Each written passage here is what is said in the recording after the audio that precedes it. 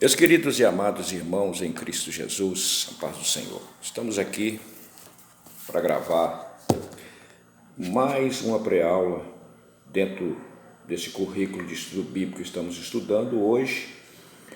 O nosso tema hoje é o juízo final dentro desse currículo de escatologia, doutrina das últimas coisas, que é a revista de estudo bíblico aqui do nosso ministério, do mês de janeiro até o mês de março do ano de 2020.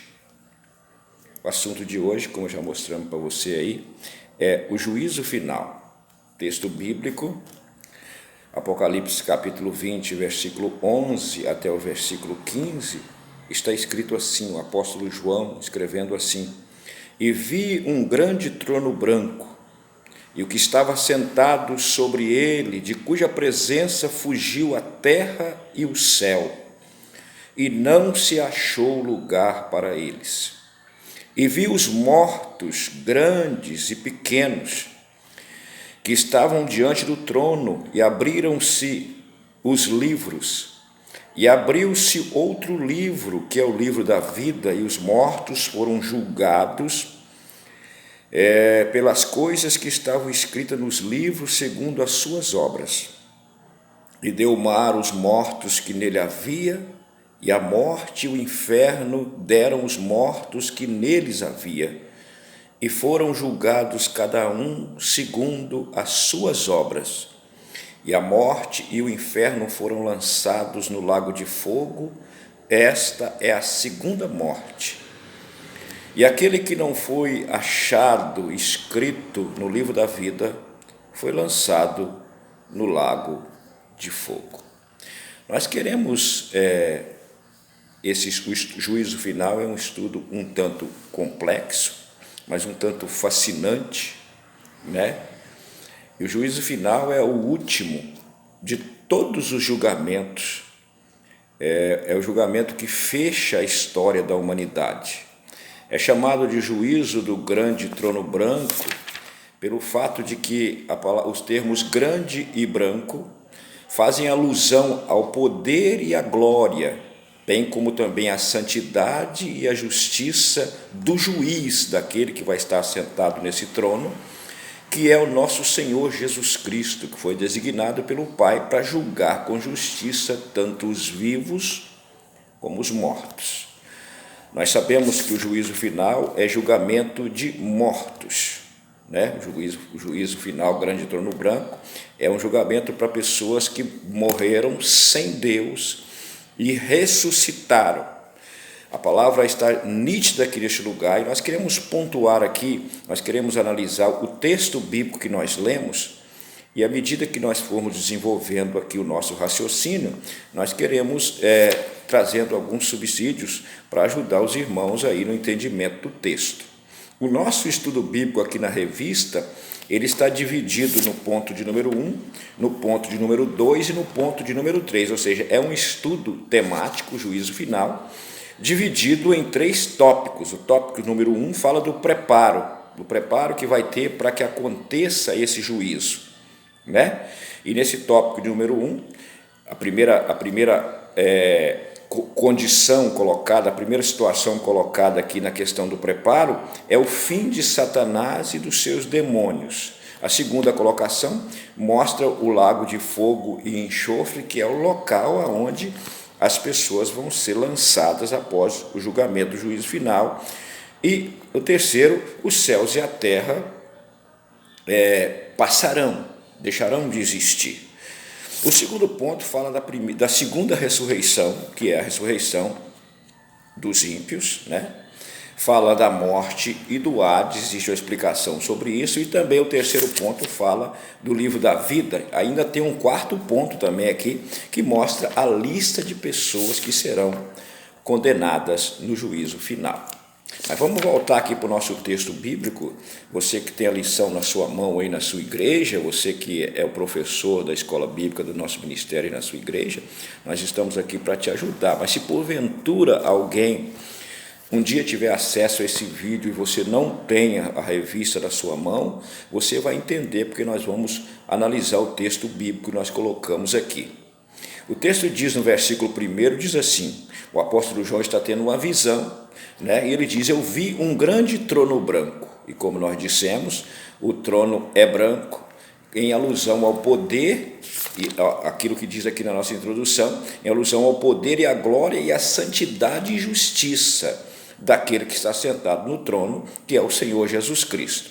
E o texto continua dizendo que o que estava sentado sobre ele, a terra e o céu fugiram da sua presença, ou seja, a terra e o céu vão deixar de existir, não se achou um lugar para eles. Isso é o preparo. Por exemplo, o grande trono branco vai acontecer quando? Quando Satanás, que ajuntou no final do milênio, as nações, saiu a enganar as nações depois de estar 1000 anos preso, Satanás vai ser solto para provar a fidelidade daquelas pessoas que durante o milênio estiveram sob o governo de Cristo.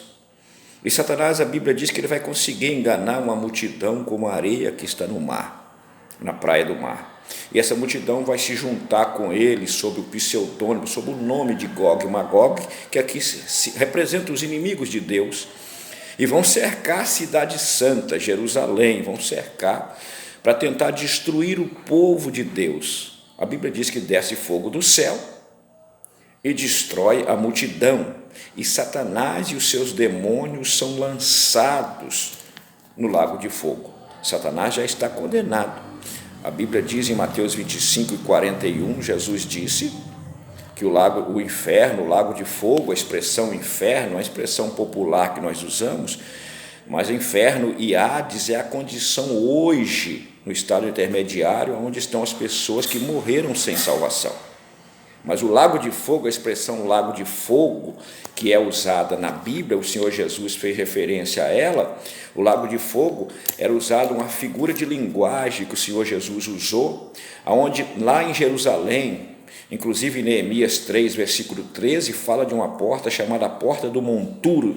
Uma das 12 portas de Jerusalém era a Porta do Monturo ou a Porta do Lixo, onde as pessoas saíam com o lixo da cidade e jogavam do lado de fora daquela porta. Mas naquele lugar também, as pessoas lançavam os cadáveres de pessoas consideradas indignas. Pessoas a quem dizia, isso aqui nós não vamos sepultar, isso aqui, digamos assim, indignidade, não vale a pena sepultar essa pessoa, enfim, indignidade humana, critério de ser humano. E ali também se jogava o corpo de animais, e aí eles colocavam fogo naquele lugar. Então aquele lugar era um lugar onde tinha muito lixo, cadáveres de seres humanos, e aonde anteriormente as pessoas haviam sacrificado os seus filhos, lá no Antigo Testamento, sacrificado os seus filhos em adoração a um deus moabita chamado Moloque. Então esse lugar, chamado Vale do Filho de Inom, do lado de fora dos muros de Jerusalém, ali perto da porta do lixo, era um lugar onde o lixo era queimado diariamente, o fogo não apagava, e aquele lixo molhado, aquela coisa onde os bichos viviam, você via o movimentar dos bichos e o fogo não se apagava, porque aquele fogo, para se manter aceso, eles usavam enxofre para manter aquele lugar. Então Jesus, trazendo uma figura de linguagem, ele diz que o lago de fogo, o local onde Satanás vai ser lançado, o falso profeta, o anticristo vai ser lançado e os ímpios vão ser lançados após o juízo final, é comparado ao vale do filho de Inom, porque somente pessoas indignas, pessoas que não deram a si próprio a dignidade que merece, porque Deus olhou para mim, olhou para você, como diz o apóstolo João, o Senhor Jesus falando aqui, está no nosso texto bíblico, né? Evangelho de São João, capítulo 3, versículo 14, versículo 15, versículo 16, o texto de São João, capítulo 3, versículo 14 a 19, a Bíblia diz assim, Jesus dizendo, e como Moisés levantou a serpente no deserto, assim importa que o Filho do Homem seja levantado. O Filho do Homem é uma figura de linguagem para Cristo, para a encarnação de Cristo.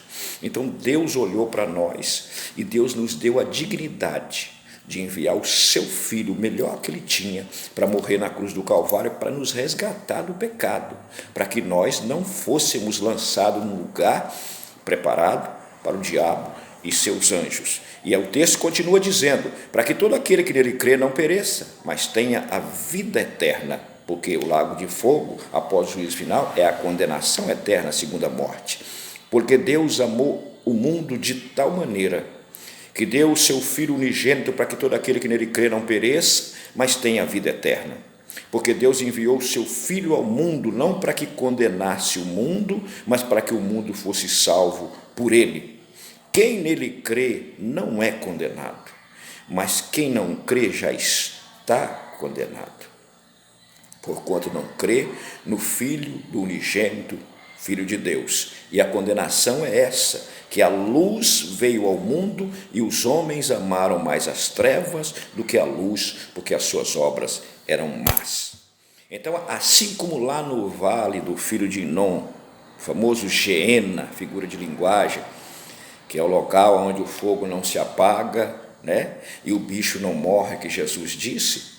Lá, as pessoas, os cadáveres das pessoas que eram lançados ali, eram cadáveres de pessoas indignas, pessoas rejeitadas pela sociedade. Da mesma forma, o inferno será um lugar onde serão lançados os ímpios, aqueles que venderam a sua dignidade ao pecado, aqueles que rejeitaram a dignidade que Deus ofereceu de volta, mesmo depois do pecado, na pessoa santa e imaculada do seu Filho Jesus. O inferno, o lago de fogo, é um lugar de indignidade, um lugar de pessoas que preferiram seguir a Satanás, preferiram seguir os ditames da sua carne do que abraçar o evangelho salvador do Filho de Deus. Então, quando o trono branco aparecer o trono branco e a terra e o céu fugir e não se achar lugar para eles, depois do trono branco, Deus vai criar novos céus e nova terra, e essa terra ela vai fugir e o céu também vai fugir, não vai achar lugar para eles, vão ser destruídos por um fogo consumidor, como diz o apóstolo Pedro na sua segunda carta, no capítulo 3, versículo 10, a Bíblia diz que, João diz, eu vi os mortos, grandes e pequenos significam aqueles que foram importantes, que foram reis, que foram governadores, poderosos como Herodes, poderosos como Pilatos, como Césares, como aqueles que um dia olharam para Cristo e disseram, nós temos autoridade para te condenar. Esses são os grandes, aqueles que na terra tiveram poder, que tiveram autoridade, e os pequenos são aqueles que não tiveram. Mas assim como os grandes não abraçaram a oportunidade, nem no tempo do Antigo Testamento, através do testemunho de Israel, e nem no Novo Testamento agora, através do testemunho da igreja. E esses grandes e pequenos vão ser convocados, vai haver uma ressurreição chamada segunda ressurreição, que é a ressurreição para condenação. Porque na primeira ressurreição, a Bíblia diz que bem-aventurado e santo é aquele que participa da primeira ressurreição, porque sobre ele não tem poder a segunda morte. Ou seja, na primeira ressurreição, é a ressurreição dos justos, que nós estudamos, lá no estudo sobre o arrebatamento, e a segunda ressurreição é a ressurreição dos injustos, pessoas desde Adão até o milênio, até o final do milênio, que morreram sem salvação, que morreram tendo consciência do erro, mas morreram. Por que eu estou dizendo isso? Porque a Bíblia diz que esses grandes e pequenos vão estar diante do trono de Deus e vão se abrir livros, vão se abrir ali na presença daquelas pessoas o registro. E eu fiz aqui algumas anotações para mostrar para você que os julgamentos de Deus, né, nós dissemos ali no começo que o juiz do grande trono branco é o último dos grandes julgamentos.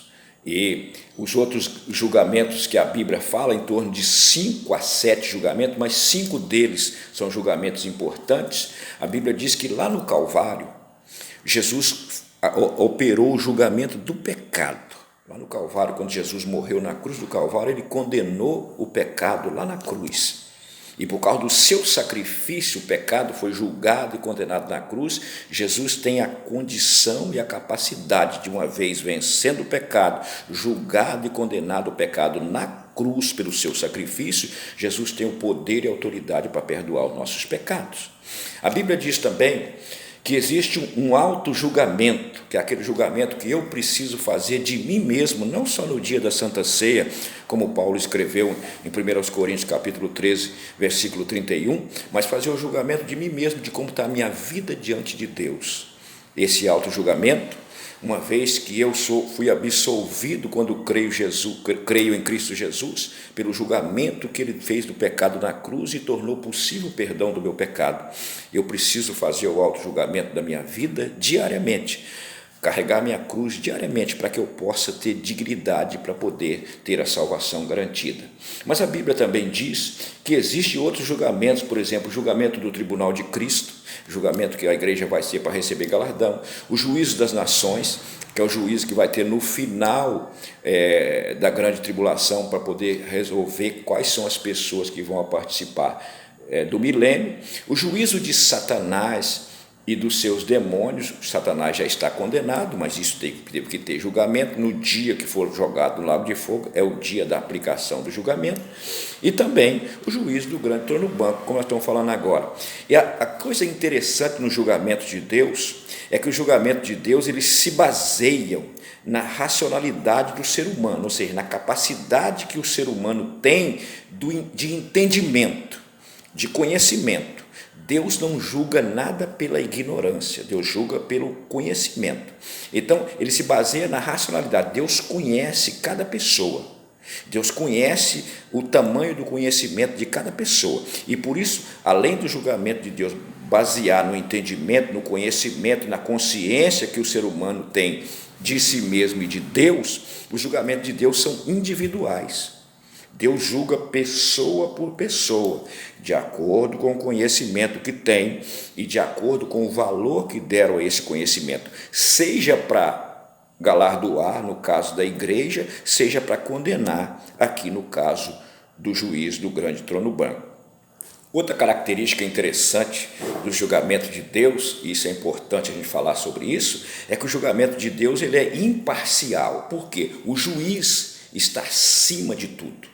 O juiz é uma pessoa de vida sem mácula, ilibada, é uma pessoa que está acima, uma pessoa que viveu aqui na terra, que experimentou tudo aquilo que vai condenar o ser humano, que esteve exposto, não experimentou, esteve exposto a tudo aquilo que o ser humano, uma vez exposto, pode vencer e pode ser derrotado, e ele venceu tudo isso. Jesus, a Bíblia o chama de o segundo Adão.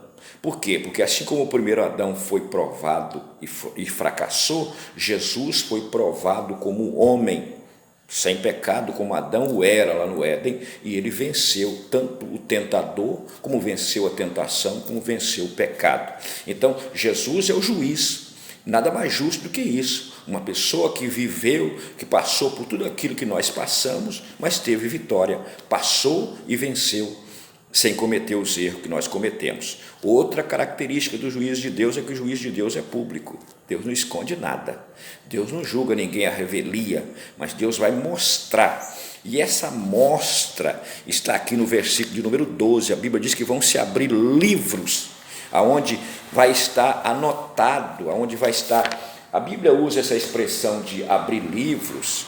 Não que Deus lá no céu tem uma biblioteca cheia de livros, não é isso não. A Bíblia está querendo dizer que Deus tem provas de tudo aquilo que o ser humano faz. Você não pode esquecer que Deus é diferente de mim e de você. Deus é atemporal, Deus está acima do tempo. Para Deus não tem passado, para Deus não tem presente, para Deus não tem futuro. Isso é coisa para nós. Então, Deus é onisciente e onipresente, além de onipotente. Mas como onisciente e onipresente, Deus sabe de tudo e Deus está presente em tudo. Tudo aquilo que o ser humano fazer, Deus sabe e Deus viu. E isso diante de Deus é como se estivesse acontecendo agora. E por isso a expressão livros, porque não fica no passado. A única coisa que Deus esquece é dos pecados perdoados, porque aí ele não quer mais lembrar disso, porque ele olha para o sacrifício, para o memorial do sacrifício de Cristo diante dele, e aí ele apaga os seus pecados. Existem alguns estudiosos, eu vou colocar isso para você, porque o vídeo anda rápido, que eles dizem que lá Deus vai julgar as pessoas através da consciência. Paulo, escrevendo aos Romanos, no capítulo 2, versículo 14 até ao versículo 16, Paulo diz assim: porque quanto aos gentios que não têm lei, fazem naturalmente as coisas que são da lei, não tendo eles lei, para si mesmos são leis, Os que mostram a lei, a obra da lei escrita em seus corações, testificando juntamente a sua consciência e os seus pensamentos, quer acusando-os ou quer defendendo. Em outro texto, Paulo diz assim: porque todos os que sem lei pecaram, sem lei também perecerão. E os que pecaram sobre a lei, pela lei serão julgados. Ou seja, os critérios de Deus é a revelação, o conhecimento que você tenha, seja da palavra de Deus, seja da pessoa de Deus. E isso Deus mostrou na natureza. O Salmo 19, versículo 1 a 4, diz que os céus declaram a glória de Deus e o firmamento anuncia a obra das suas mãos. Um dia faz declaração a outro dia, uma noite mostra sabedoria a outra noite. Não há linguagem nem fala onde não se ouça a sua voz. A sua linha se estende por toda a terra e as suas palavras até o fim do mundo. Ou seja, a natureza é uma forma de revelação de Deus. A consciência colocada dentro do homem, que é o conhecimento do bem e do mal e o julgamento de como se faz isso, também é uma revelação de Deus. O livro da lei, que está mencionado em Romanos capítulo 2, versículo 12, significa que aquelas pessoas que viveram no tempo da lei, aquelas pessoas que viveram no tempo, desde Moisés até Cristo, aquelas pessoas serão julgadas de acordo com o conhecimento que tiveram da lei. O livro do Evangelho, Romanos 2,16, são tudo expressões bíblicas que mostram que Deus julgará as pessoas de acordo com a revelação que tinham. Antes do dilúvio, qual é a revelação que tinham? A consciência do bem e do mal que o homem adquiriu depois que pecou. Então as pessoas serão julgadas por isso. As pessoas serão julgadas no tempo da lei por aquilo que estava escrito na lei. As pessoas vão ser julgadas no tempo do Evangelho por aquilo que está no Evangelho. E assim existe uma outra série de situações que Deus vai usar para dizer: essa foi a revelação. É por isso que é interessante você estudar escatologia por dispensação, porque a dispensação é um período de tempo onde o homem é provado acerca de uma revelação divina, e depois vem julgamento. Apesar de já ter tido o julgamento do dilúvio, aquelas pessoas, por exemplo, a Bíblia diz que Jesus desceu, o apóstolo Pedro diz, para poder pregar para aquelas pessoas que do tempo de Noé foram condenadas.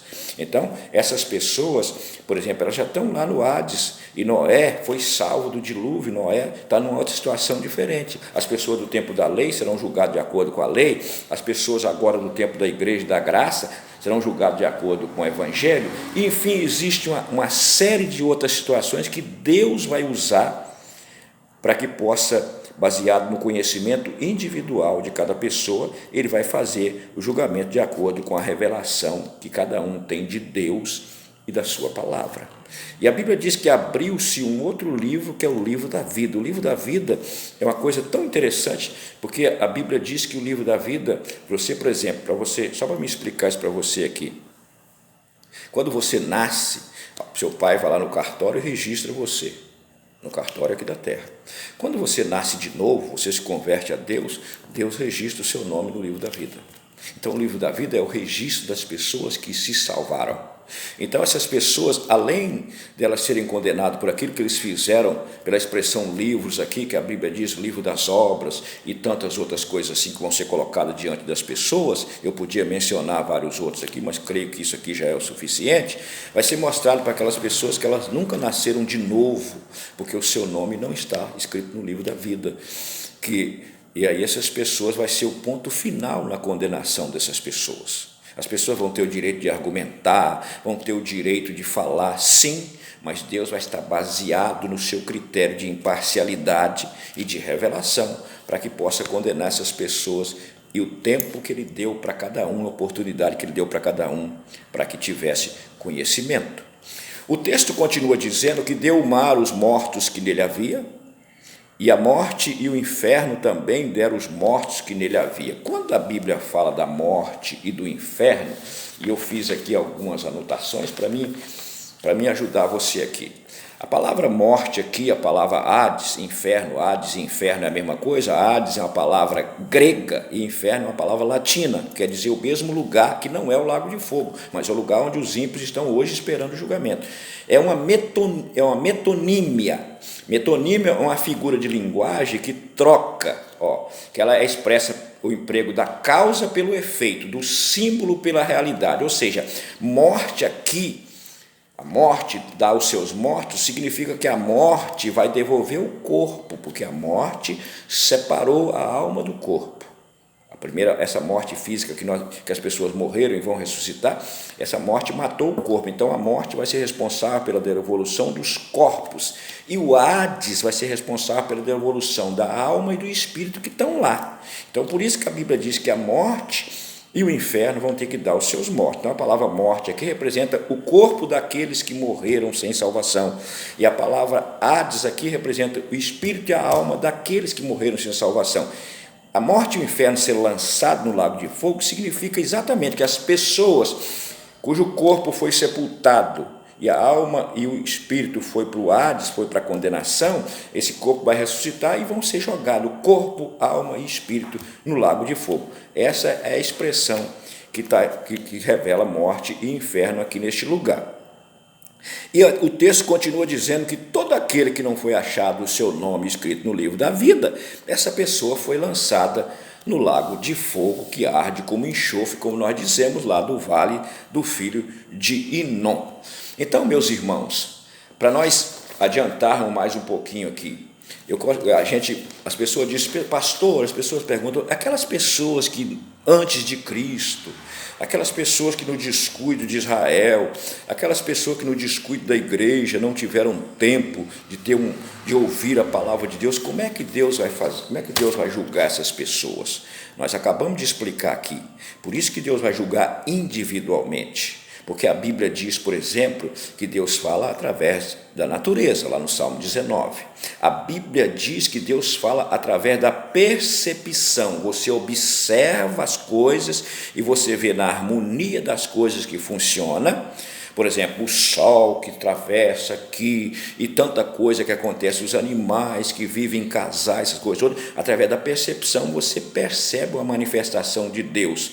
E a questão é, as pessoas não vão ser julgadas por fé, vão ser julgadas por obras. O crente é julgado pela fé, o ímpio é julgado pelas obras. Então é por aquilo que ela percebeu e a reação dela aquilo. Então as pessoas vão ser julgadas, a Bíblia diz, vão ser julgados de acordo com aquilo que estava escrito nos livros pelas suas obras. Então Deus vai dizer, existem pessoas no seu tempo que tiveram a mesma revelação que você teve, mas fizeram obras diferentes que agradaram a mim. Pouca revelação, mas fizeram. Critério de um Deus justo. As pessoas também vão ser, Deus fala através da consciência, né? A Bíblia diz que os gentios que não têm lei, de uma forma natural, eles faziam a coisa sem lei. Você olha as pessoas que não têm Deus às vezes, e as pessoas são mais fiéis às suas famílias, são mais fiéis aos seus patrões, são mais fiéis aos seus princípios do que muitos daqueles que conhecem, porque é uma coisa natural, que está na lei. As pessoas vão lá e colocam aquilo ali, as pessoas, através da sua consciência, do temor que elas têm, da vontade de ver o bem do próximo, a pessoa faz isso. Deus também fala através da vida dos animais. Existe uma pergunta lá no livro de Jó que diz, mas pergunta agora às alimárias, e cada uma delas te ensinará. As aves do céu, e elas te farão saber, ou a terra quando fala, e ela te ensinará, até os peixes do mato contarão. Quem não entende por todas essas coisas que a mão do Senhor fez isso? Jó, capítulo de número 12, versículos 7 a 9, ou seja, Deus tem a sua maneira de falar, e Ele vai tratar exatamente. Foi pequena a revelação? Foi. De acordo com a pequena revelação, a pessoa vai ser julgada aquilo que ela praticou. Lembra que para nós temos que crer e aceitar Jesus e vencer pela fé. O Senhor nos justifica e nos dá a condição de vencer. Os ímpios vão ser julgados por obra, porque eles nunca se converteram. Então a base do julgamento é aquilo que eles fizeram com a revelação que tiveram de Deus. Muitos tiveram muita revelação, outros tiveram pouca. Deus também fala através de sonhos. A Bíblia diz que Deus falou através do seu Filho Jesus, e Deus fala através da igreja e de muitos milagres que Deus faz. Então, nós temos que aprender que o juízo final é o julgamento para pessoas que morreram sem Deus. Muita gente acha que no juízo final vai ter julgamento de pessoas vivas, e as pessoas que viveram durante o milênio ou coisa parecida. E isso não é o juízo final. A Bíblia não diz quando é que essas pessoas vão ser julgadas, mas no juízo final a palavra é os mortos, aqueles que morreram sem salvação. Deus, de alguma maneira, encontrou uma outra maneira de tratar com aqueles que estavam vivos lá no juízo final, no caso, e eram crentes, ou aqueles que morreram crentes durante o milênio, mas o juízo final é julgamento para pessoas que morreram sem salvação, por isso é chamado de segunda ressurreição, ou ressurreição dos ímpios. E nós aprendemos também a lista de condenados que estão aqui. Eu não vou comentar sobre elas, eu creio que eu já falei um pouco interessante sobre aquilo que está aqui, e eu creio que você, se você ler Apocalipse 21, versículo 8, você vai ver a lista de condenados que está lá, mesmo que você não tenha uma revista na sua mão, e você pode pesquisar o que significa tímido, o que significa incrédulo, abominável, homicida, fornicário, adúltero, mentiroso, esse tipo de pessoas que vão ser condenadas e lançadas no lago de fogo, porque a condenação é obra. Tá certo? Que o Senhor possa abençoar a sua vida, que o Senhor possa abençoar a vida da sua igreja de uma forma poderosa e especial. Até a nossa próxima aula, que Deus nos abençoe poderosamente, no nome de Jesus.